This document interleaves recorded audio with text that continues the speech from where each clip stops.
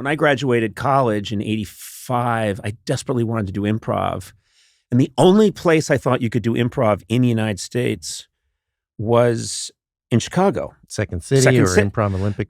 All I knew about was Second City. So I wrote a letter to Second City. I did that too. And it was like, dear sirs, or madam, it was just like, I wish to do this improv. My name is Conan O'Brien. I just completed my comedic studies at the Lampoon. And I think I'm now, and I've done some performing. I would like to join you. And of course, that's not how you do it. And apparently not. I just got a form letter back saying, go away. And but also I couldn't go to Chicago because I got a gig in LA. So I went to LA and eventually found, didn't take too long, but I found improv there, which was the Groundlings Theater. Mm-hmm. But years later, the Upright Citizens Brigade, I guess, started in Chicago, UCB. Yeah. Mm-hmm.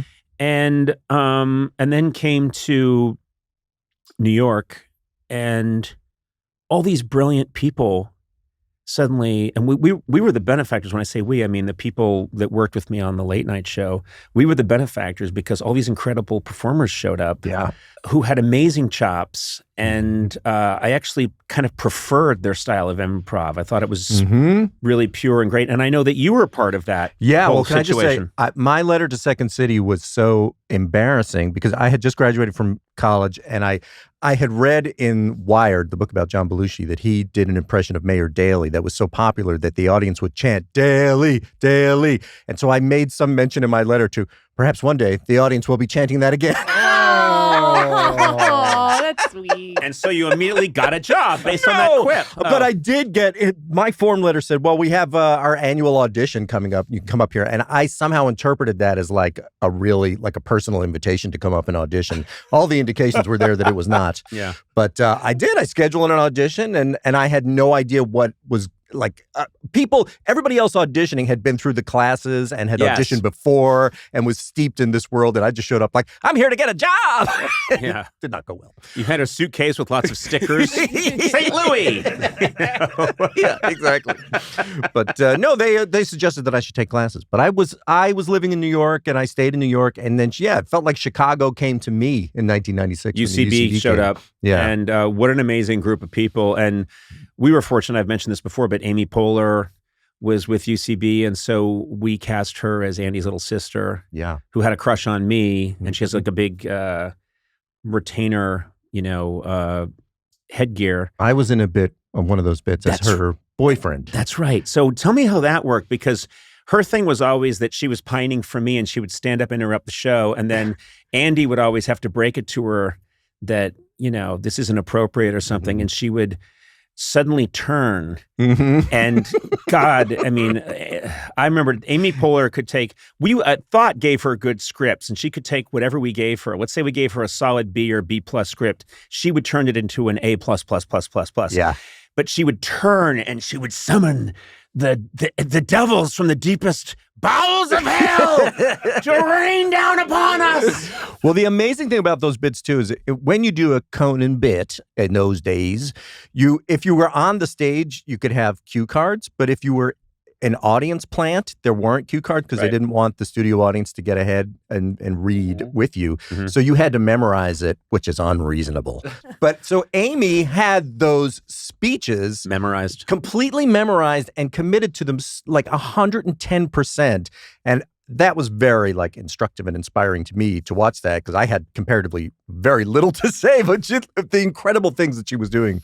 But so that bit was she brought along her boyfriend to try to make you jealous, basically. Yes, that's right. And then when it didn't work, she just, throws me under the bus completely and goes into her angry tirade. Well, so we also benefited by having you. And then you, I think you did on my last late night show, which is 3 years ago today. I don't know when this airs. Really? Actually, this isn't never going to air. Oh, wow. No, this is just, you got a very bad diagnosis. This is to cheer me up? This is like a Make-A-Wish thing? Yeah, and even you're not aware that you're ill. But that would be a better way to do it. Yeah, no, your wife just asked, So anyway, you came on and you did something, I think on the last show. Yeah. And I remember just stopping you I wouldn't let you leave. I was like, ladies and gentlemen, this guy Andy Daly is the funniest person walking the earth. And yes, I was as uncomfortable then as I am now. I don't really mean it. I mean, I say it. That helps. That's helpful. Yeah. I say that to everyone. Okay. Yeah, we just had J-Lo here. I said, you are the funniest person to ever walk the earth. She just glared at me angrily.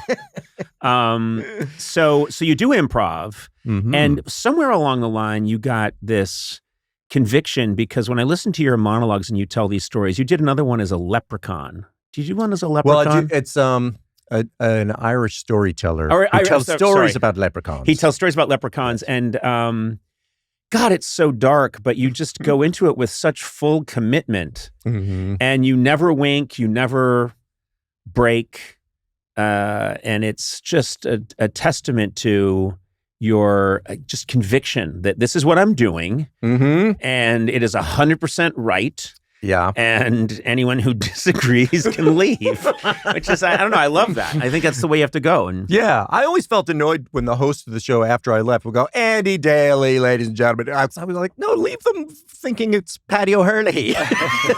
So what was the gag with Patty O'Hurley? Because I remember it was really funny. He's an Irish storyteller who talks about leprechauns. Yes. But he gets sidetracked, doesn't he? I've changed it, but I think the one on the album is that he's won a Blarney contest. So this is like, whoever can tell the most fantastical stories about leprechauns and harpies and whatever wins the Blarney contest. And he's a wonderful storyteller. And so he tells the audience what his story... It's something like, I showed up for Christmas lunch and I was full and I couldn't eat a bite. And somebody said, Patty, why are you showing up for Christmas lunch and you can't eat a bite? And I told it, and then he weaves a whole story about leprechauns and whatever. And then he says, now, but what really happened was, and then he tells what really happened, which is like, well, there was I'm a landlord, and this woman didn't pay her rent for the longest time. And I says to her, you got to pay the fucking rent. And she says, no, I don't have it. And I says, well, you know what I'll do then? I'm going to kill your cat and put it in a stew and eat that right in front of you. And that's what I did. I ate her cat. And then I remembered him going like, he does a transitional thing where he goes like, so, I don't know what it is, like the equivalent of so anyway. I forget what it was, but it was really funny. Yeah. Like a well. Right. Every story begins, well, it seems one day. Yeah. Something like that. Yeah. Really hilarious. How do people get, though, how can you hear all those monologues? Are they available? Well, they're all collected on an album called 9 Sweaters, and that, I think, is on your streaming things. Yep. Like you can find it on your Spotify. If you really want to laugh, these are such great monologues. They're so funny. 9 Sweaters. Yeah. Find that. I'm going to re-listen to it because I think about them every now and then. I realize that I got it. No, I don't have it right. I have to listen to them again. I'd like you to memorize them.